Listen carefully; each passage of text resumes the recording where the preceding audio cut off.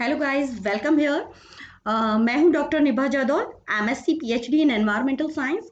So guys, यहाँ पर जो आपको अब मेरे साथ एक नई सीरीज स्टार्ट करनी है वो है कॉम्पिटिटिव एग्जाम्स के लिए जनरल साइंस का मोस्ट इम्पॉर्टेंट एमसीक्यू सेक्शन। इस सीरीज में मैं आपको जो भी अपना क्लास दूंगी उसमें आपको वो क्वेश्चंस मिलेंगे जो या तो मोस्ट एक्सपेक्टेड है या फिर प्रीवियस एग्जाम्स में आए हैं।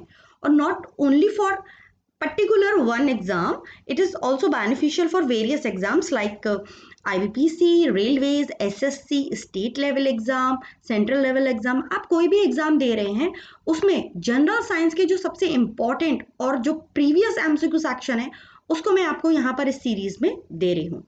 तो कोशिश करूंगी कि आपको इसका बेनिफिट बहुत अच्छे से दे पाऊँ और आप लोग जुड़े रहिएगा। इसके लिए आपको करना है कि चैनल को लाइक कीजिए, शेयर कीजिए मैक्सिमम, और साथ में सब्सक्राइब करके रखिए विद बेल आइकन। जब आप चैनल को सब्सक्राइब करेंगे तो आपको मेरा जब भी अपडेट्स होगा वो आपको मिलता रहेगा। तो आप लोगों से उम्मीद करूंगी कि आप मैक्सिमम तो इसको लाइक एंड शेयर जरूर करेंगे। तीसरी इंपॉर्टेंट बात, यदि आपको इस क्लास का या फिर इसका पीडीएफ चाहिए हो तो इसके लिए आप मेरा टेलीग्राम ग्रुप भी ज्वाइन कर सकते हैं। इसमें आपको मेंशन किया हुआ है टेलीग्राम लिंक यहाँ पर, और अदरवाइज आप इसको डायरेक्ट मेरे नेम से भी सर्च कर सकते हैं, EVS बाय निभा जादौन। सो EVS बाय निभा Jadaun, this is my Telegram group. तो आप यहाँ पर भी पीडीएफ ले सकते हैं। कोई क्वेरी होती है तो यहाँ पर आप मुझे कांटेक्ट कर सकते हैं। ठीक है, चलिए। सो गाइस, बिना देर किए स्टार्ट करते हैं आप लोगों के साथ आज का first series. So question number 1, निम्नलिखित में से कौन पशु कोशिकाओं में मौजूद नहीं है? Which of the following is not present in animal cell? Cell wall, mitochondria, ribosome या साइटोप्लाज्म। तो जंतु कोशिका में क्या प्रेजेंट नहीं होगा इनमें से? राइट आंसर है option number A, cell wall. जो सेल वॉल होती है ये पादप कोशिका का फीचर होता है जो कि एनिमल सेल में एब्सेंट होती है। नेक्स्ट क्वेश्चन, निम्नलिखित में से कौन संक्रामक और विदेशी आक्रमणकारियों के खिलाफ शरीर की रक्षा करता है? Which of the following protects the body against infectious disease and foreign invaders? Leukocytes, RBC, endoplasmic reticulum या गोल्जी एपरेटस। तो विदेशी आक्रमणकारी या संक्रामक रोग जैसे हमारे जर्म्स हुआ, बैक्टीरिया हुआ, उनसे हमारी बॉडी की रक्षा करते हैं हमारे ल्यूकोसाइट। तो कई बार एग्जाम्स में ल्यूकोसाइट की जगह WBC दे देते हैं, तो आप याद रखेंगे कि जो WBC होती है श्वेत रक्त कणिकाएं होती हैं, इन्हीं को ल्यूकोसाइट के नाम से जाना जाता है। तो श्वेत रक्त कणिकाएं, कई बार एग्जाम्स में आया है कि कितनी होती हैं भाई? तो श्वेत रक्त कणिकाएं कितनी होती हैं? नंबर ऑफ 5 होती हैं। ठीक है, नेक्स्ट क्वेश्चन, नेफ्रॉन निम्नलिखित में से किसके बीच की बुनियादी संरचनात्मक और क्रियात्मक इकाई है? Nephron is the basic structural and functional unit of which among the following organ? Nervous system, liver, pancreas या किडनी। तो जो नेफ्रॉन होते हैं ये हमारे, आपको पता होगा कि ये हमारे उत्सर्जन तंत्र की इकाई होते हैं, और उत्सर्जन तंत्र की इकाई होने के नाते जो नेफ्रॉन होते हैं ये किडनी का पार्ट है। ठीक है, तो कई बार एग्जाम्स में उत्सर्जन तंत्र, कभी कभी सिर्फ तंत्र की बात कर लेते हैं, तो उत्सर्जन तंत्र आपको मेंशन किया होगा, या इंग्लिश में बोलेंगे तो एक्सक्रीटरी सिस्टम। नेक्स्ट क्वेश्चन की तरफ, मकड़ी का जाला निम्नलिखित में से किससे बना है? The web of the spider is made up of which among the following? Carbohydrate polymer, protein, lipids या पॉलीसेक्राइड्स। तो जो मकड़ी का जाला होता है वो एक सिल्क फाइबर या सिल्क थ्रेड का बना होता है जो कि प्रोटीन के बने होते हैं। कई बार एग्जाम्स में आया है कि ये किसका बना होता है? तो भाई ये प्रोटीन का बना होता है मकड़ी का जाला। नेक्स्ट क्वेश्चन की तरफ, कम से कम जेनेटिक पावर मानव शरीर के निम्नलिखित में से किन कोशिकाओं की एक विशेषता है? Least generative power in a feature of which among the following sales of human body? Brain की, बोन्स की, स्किन की या लिवर की? सबसे ज्यादा जनरेटिव पावर जो होती है, जनरेटिव पावर किस ऑर्गन की होती है ह्यूमन बॉडी में? तो आपको पता है कि ब्रेन की होती है। ठीक है, और यदि पूछेंगे सबसे ज्यादा किसकी होती है तो सबसे मैक्सिमम होती है लीवर की। तो मैक्सिमम होती है लीवर में, और मिनिमम या आप कह सकते हो कि जो लीस्ट होती है वो हमारे ब्रेन में होती है। ब्रेन की कोशिकाएं कौन सी होती हैं? न्यूरॉन्स। न्यूरॉन्स हिंदी में बोलेंगे तो तंत्रिका कोशिका। ये ऐसे क्वेश्चन है गाइस जो आपको कई बार एग्जाम्स में मिल जाएंगे, ठीक है, और एक्सपेक्टेड क्वेश्चंस हैं। मोस्टली आपको इस तरह के क्वेश्चंस मिलेंगे ग्रुप डी में, एनटीपीसी में, आप देख लीजिए जेई का एग्जाम हुआ था उसमें हुए, ठीक है, इसके अलावा एसएससी में हुए। स्पेशली अगर आप आईएएस और पीसीएस का एग्जाम भी देने जा रहे हैं तो उसके लिए भी आपका बायोलॉजी सेक्शन और केमिस्ट्री सेक्शन में ये क्वेश्चन आपके लिए बहुत ज्यादा फायदेमंद होने वाले हैं। नेक्स्ट क्वेश्चन, उस ग्रंथि का नाम बताइए जो अन्य अंतःस्रावी ग्रंथियों के कार्य को नियंत्रित करती है। Name the gland that control the function of other endocrine glands.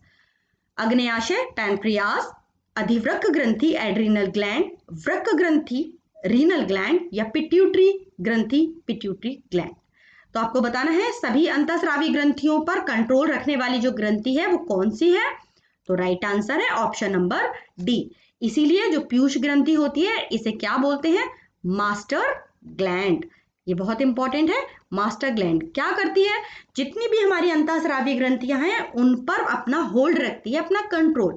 लेकिन इसको भी तो कोई कंट्रोल करता होगा, तो पूछा जाता है एग्जाम्स में कि master of the master gland किसको कहते हैं? तो कहते हैं हाइपोथैलेमस को। तो जो हाइपोथैलेमस होता है इसको ही कहते हैं master of the master gland, यानी हमारी पीयूष ग्रंथि को कौन कंट्रोल करके रखता है? साथ में हाइपोथैलेमस, जो कि हमारे ब्रेन का पार्ट है। नेक्स्ट क्वेश्चन, निम्नलिखित में से किसमें प्रति ग्राम प्रोटीन की मात्रा अधिक पाई जाती है? Which of the following has the highest protein content पर ग्राम? तो सबसे ज्यादा प्रोटीन आपको पर ग्राम किसमें मिलेगा? एप्पल में, ग्राउंडनट में, सोयाबीन में, या व्हीट में? तो राइट आंसर है सोयाबीन में। तो सबसे ज्यादा प्रोटीन कंटेंट मिलता है सोयाबीन में। निम्नलिखित में से कौन एक संचारी रोग है? Which of the following is a communicable disease? मधुमेह, अस्थमा, खसरा, या स्कर्वी? डायबिटीज, अस्थमा, मीजल्स, या स्कर्वी? संचारी या कम्युनिकेबल का मतलब होता है जो एक इंसान से, एक व्यक्ति से किसी दूसरे व्यक्ति में उसके कांटेक्ट से उनकी चीजों को यूज कर रहे हैं, इनसे फैल सकते हैं। तो यहाँ पर जो राइट आंसर है वो है आपका ऑप्शन नंबर सी, मीजल्स। तो जो मीजल्स होता है वो क्या होगा? एक संचारी रोग में आता है, कम्युनिकेबल डिसीज है। और पूछते हैं ये वायरस से होने वाली है, तो ये एक वायरल डिसीज है। वायरल डिसीज है, हिंदी में बोले तो विषाणु जनित रोग कहलाता है।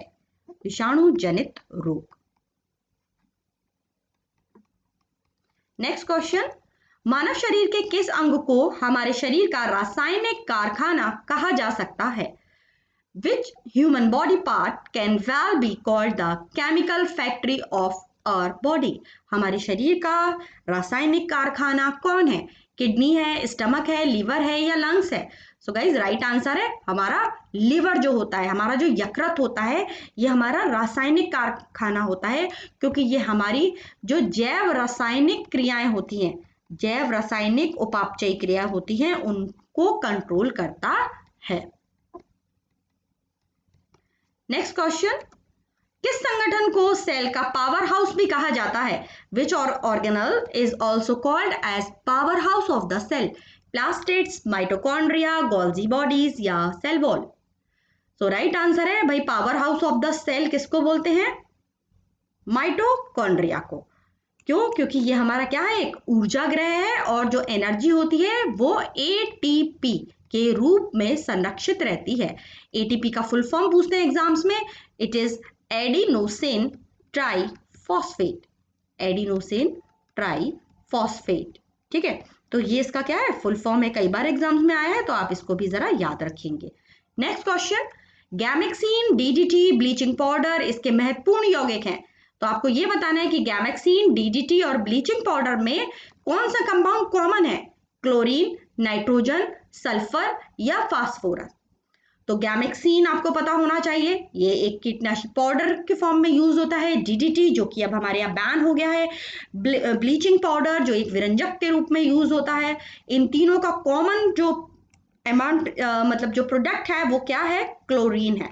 तो इन तीनों में क्लोरीन होता है। तो मैं आपको बता देती हूँ कि ये जो गैमेक्सीन होता है, सबसे पहले तो गैमेक्सीन गैमेक्सिन जो पाउडर होता है ना, इसका फॉर्मूला होता है C6H6Cl6।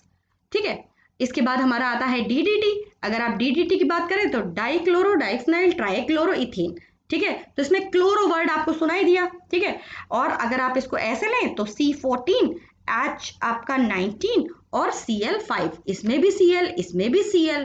और जो ब्लीचिंग पाउडर होता है बेटा, तो ये जो ब्लीचिंग पाउडर है, ब्लीचिंग पाउडर का फॉर्मूला याद रखिएगा, कई बार एग्जाम्स में आया है, CaOCl2। तो अब आप क्या देख रहे हो, Cl2 Cl Cl, तीनों में कॉमन क्या दिख रहा है, क्लोरीन दिख रहा है। So right answer is option number A. Next question, निम्नलिखित में से कौन पहला मानव निर्मित प्लास्टिक था? Which among the following was the first human made plastic? Bakelite, polythene, celluloid या नायलॉन? तो पहला मानव निर्मित प्लास्टिक का नाम, यहां पर राइट आंसर है सेलुलॉइड। तो ये जो सेलुलॉइड है ये मानव निर्मित पहला प्लास्टिक था, आर्टिफिशियल प्लास्टिक, जो कि 1855 में बनाया गया था। ठीक है, और पूछते हैं किसने बनाया, तो पता होना चाहिए, एलेक्जेंडर पार्क्स ने। एलेक्जेंडर पार्क्स ने 1855 में सेलुलॉइड जो है वो पहला क्या बनाया था, आर्टिफिशियल या ह्यूमन मेड आप कह सकते हैं, प्लास्टिक निर्मित किया था। निम्नलिखित खनिजों में से किसे हॉर्न सिल्वर के रूप में जाना जाता है? Which among the following mineral is also known as horn silver? Silver iodide, silver chloride, zinc phosphate या जिंक सल्फाइड? तो हॉर्न सिल्वर, भाई हॉर्न सिल्वर के नाम से किसको जानते हैं? राइट आंसर है ऑप्शन नंबर बी। जो सिल्वर क्लोराइड होता है इसी को बोलते हैं हॉर्न सिल्वर। ठीक है, और हॉर्न सिल्वर को अगर हम ऐसे बात करें तो हॉर्न सिल्वर को जो इसका मतलब केमिकल नेम है वो है आपका सेरेग्राइट। दिस इज अ सेरेग्राइट। ओके, ये आपका हॉर्न सिल्वर है। नेक्स्ट, समुद्री जल में प्रत्येक किलोग्राम में लगभग कितने भंग लवण होते हैं? तो every kilogram of sea water has approximately how much dissolve salts? 1 gram, क्या पूछ रहे हैं, 1 किलोग्राम में कितने लवण होंगे, सॉल्ट्स होंगे डिजॉल्व वाले? 1 ग्राम, 0.35 ग्राम, 3.5 ग्राम या 35 ग्राम?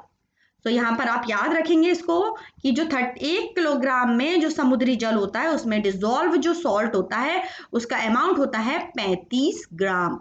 तो 35 ग्राम सॉल्ट जो होता है वो घुलनशीलता होती है सॉल्ट की समुद्री जल के 1 किलोग्राम के सैंपल में। निम्नलिखित में से कौन चिली सॉल्ट पिटर को सॉल्ट पिटर से अलग बनाता है? Which among the following makes Chile saltpetre different from saltpetre? Saltpetre, Chile saltpetre को सॉल्ट पिटर से डिफरेंट कौन बनाता है? नाइट्रेट, सोडियम, मैग्नीशियम या कैल्शियम? राइट आंसर है ऑप्शन नंबर बी, सोडियम। अब आप कहेंगे कैसे, तो देखो आपको दोनों फॉर्मूले पता होना चाहिए कि ये जो चिली सॉल्ट पिटर है ना इसको क्या कहते हैं। तो ये जो चिली सॉल्ट पिटर है उसका फॉर्मूला क्या होता है? तो इसका जो फॉर्मूला होता है this is a NaNO3। Sodium nitrate को कहते हैं चिली सॉल्ट पिटर। और अब आप कहेंगे सॉल्ट पिटर किसको कहते हैं भाई, तो जो सॉल्ट पिटर होता है ये कहते हैं पोटेशियम नाइट्रेट को। अब देखो नाइट्रेट और नाइट्रेट तो कॉमन हो गए ना, क्या डिफर किया, सोडियम और पोटेशियम। तो यहां पर ऑप्शन में पोटेशियम तो है नहीं, अब आप क्या लगाएंगे, सोडियम। तो चिली सॉल्ट पिटर और सॉल्ट पिटर दोनों को अलग यहां पर कर रहा है सोडियम। आप लेकिन दोनों बिल्कुल जो फॉर्मूले हैं वो याद रखेंगे, एग्जाम्स में कई बार सिर्फ खाली फॉर्मूला पूछा गया है, व्हाट इज चिली सॉल्ट पिटर, व्हाट इज सॉल्ट पिटर। नेक्स्ट, निम्नलिखित में से कौन मूर्खों का सोना है? Which among the following is fools gold? Copper sulphate को कहते हैं, आयरन सल्फाइड को कहते हैं, ब्रास यानी पीतल को कहते हैं या सिल्वर ब्रोमाइड को कहते हैं? मूर्खों का सोना इनमें से किसको कहा जाता है? राइट आंसर है ऑप्शन नंबर बी।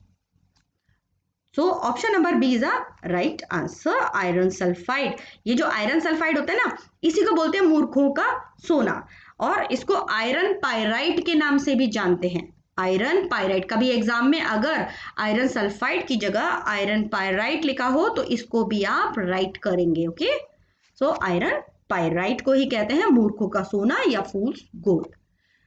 कौन सी धातु है जिसे कैरोसिन में संग्रहित किया जाता है? The metal which is stored in kerosene, phosphorus, magnesium, sodium या मैग्नीशियम। राइट आंसर है यहां पर सोडियम को। ठीक है, जो सोडियम होता है ये यहां पर कैरोसिन में संग्रहित किया जाता है। क्यों किया जाता है? रीजन है क्योंकि ये एक हाईली रिएक्टिव गैस है। क्या है? हाईली रिएक्टिव गैस है, सॉरी हाईली रिएक्टिव मेटल है। नेक्स्ट, सिनेबार किसका अयस्क है? Cinnabar is the ore of zinc, cadmium, mercury या सिल्वर। तो जो सिनेबार है वो किसका ओर है? राइट आंसर है मरकरी का ओर होता है, क्योंकि इसका फॉर्मूला ही होता है HgS, या HgS हो रहा है तो मर्क्यूरस सल्फाइड जो है तो Hg। किसका ओर है ये? सिनेबार मरकरी का ओर है।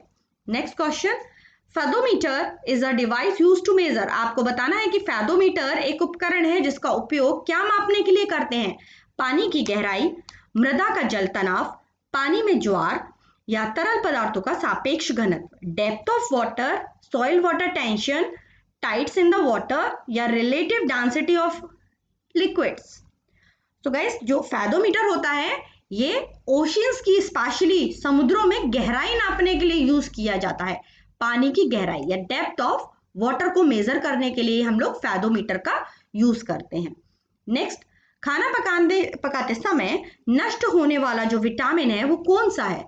The vitamin which is liable to be destroyed during cooking, vitamin A, vitamin B6, vitamin C या विटामिन K। तो खाना बनाते समय सबसे पहले जो नष्ट होने वाला विटामिन है वो है इसमें से विटामिन C।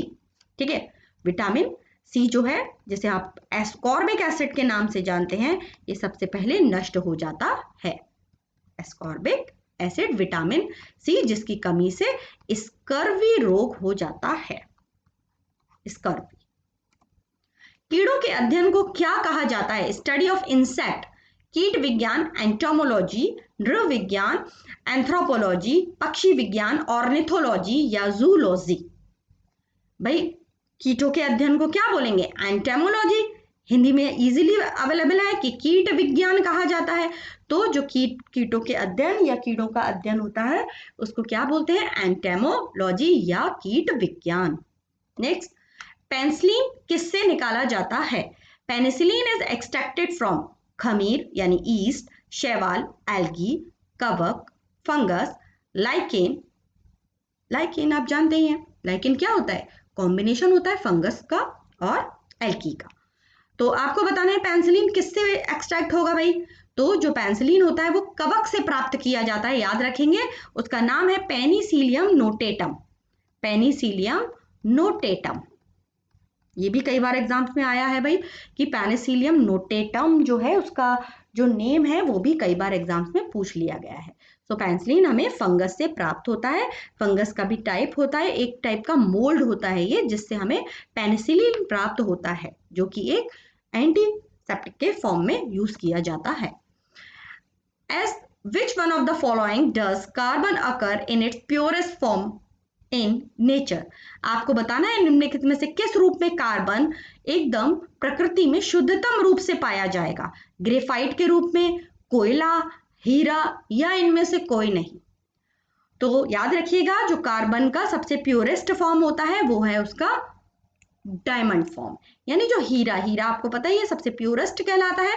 तो कार्बन का सबसे प्योरेस्ट फॉर्म होता है डायमंड, जो कि क्या है? कार्बन का एक एलोट्रॉप भी कहलाता है। In a car battery electrolyte substance used is, आपको बताना है कि जो कार की बैटरी होती है उसमें किस इलेक्ट्रोलाइट पदार्थ का उपयोग किया जाता है? हाइड्रोक्लोरिक एसिड, दूसरा सल्फ्यूरिक एसिड, नाइट्रिक एसिड, चौथा डिस्टिल्ड वाटर। तो राइट आंसर है यहां पर कि किस इलेक्ट्रोलाइट का करते हैं भाई?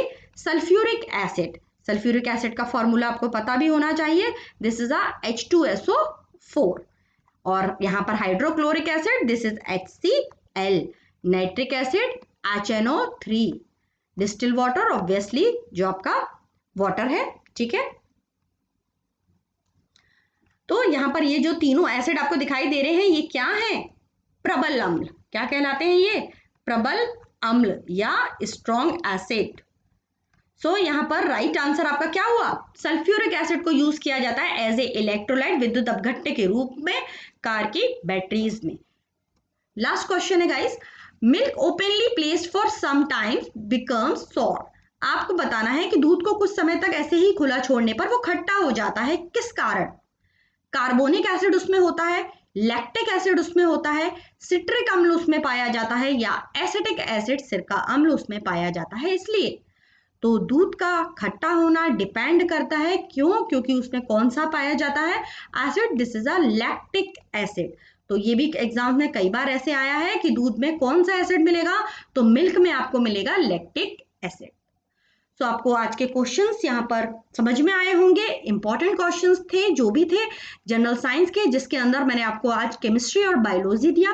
नेक्स्ट मेरी जो भी सीरीज आती जाएगी उसमें मैं आपको केमिस्ट्री, बायोलॉजी और एनवायरमेंट साइंस के स्पेशली जो मोस्ट एक्सपेक्टेड क्वेश्चंस होंगे और इंपॉर्टेंट क्वेश्चंस होंगे उनका सीरीज आपको देते रहूंगी। तो मेरे साथ बिल्कुल बने रहिएगा। मेरी जो नेक्स्ट सीरीज है उसकी अपडेट्स पाने के लिए हमारे चैनल को सब्सक्राइब करके रखिएगा विद बेल आइकन। और यदि आपको क्वेश्चन समझ में आए हो, अच्छे लगे हो, तो प्लीज लाइक करना बिल्कुल मत भूलिए और अपने फ्रेंड्स में, अपने जो भी आपके कॉन्टैक्ट्स हैं उसमें जरूर से शेयर कीजिए। और इंपॉर्टेंट बात, यदि इसका पीडीएफ आप लेना चाहते हैं इन क्वेश्चंस का और मेरी आगे की जितनी भी सीरीज आएंगी, तो आप मेरे टेलीग्राम ग्रुप EVS by निभा जादौन बाय दिस लिंक आप इसको ज्वाइन कर सकते हैं।